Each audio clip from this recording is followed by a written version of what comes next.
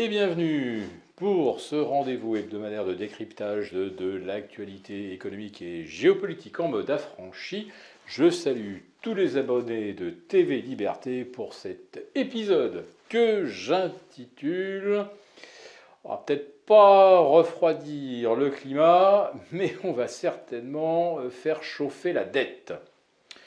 Elisabeth Borne nous a donc dévoilé son grand plan de réduction du CO2, vous savez, ce coupable qui représente 0,4% de la composition de l'atmosphère que nous respirons et dont l'homme est responsable de quelques centièmes parmi ce 0,4% qui serait coupable du réchauffement de la planète. Comme si la vapeur d'eau générée par l'action du soleil sur les océans qui recouvrent 70% de notre planète n'avait pas un peu plus d'effet que quelques cheminées qui fument ici ou là. Alors les cheminées qui fument, ça pose quand même un problème, mais c'est pas tant le CO2 qu'elles émettent, c'est surtout les particules.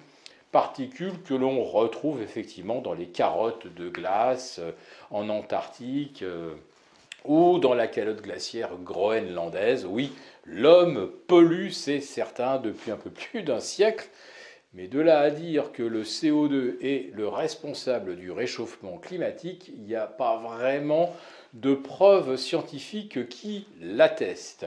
Néanmoins, sans la moindre preuve que ce CO2 provoque un de ces réchauffements de la planète de 4 ou 8 degrés, comme il y en a eu tant par le passé, et notamment lorsque l'homme n'existait pas encore sur cette planète ou qu'il marchait à peine debout, eh bien on décide d'arrêter le réchauffement climatique avec nos petits bras et surtout nos épaisseurs d'isolant dans nos maisons, nos doubles vitrages. Oui, la France va sauver la planète.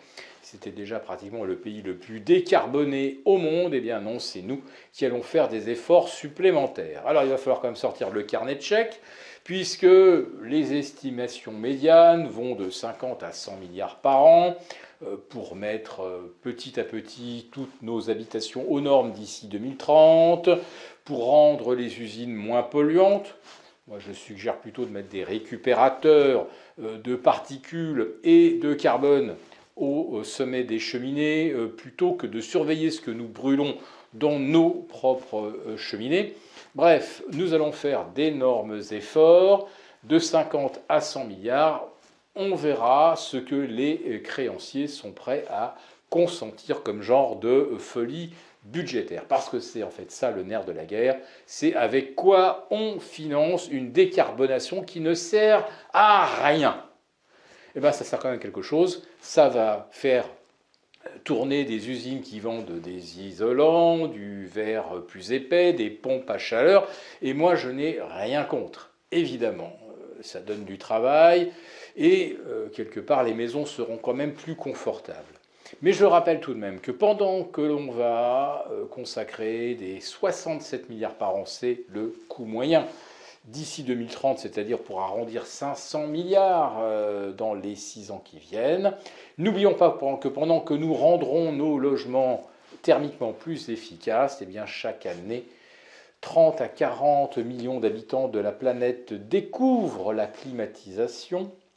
Ils vivent dans des régions chaudes où il fait 29 l'hiver et 35 l'été. Autrement dit, la climatisation va tourner toute l'année et à partir de maintenant et pour toujours, alors que nous nous isolons pour avoir moins froid au cours de l'hiver et des hivers de moins en moins froids.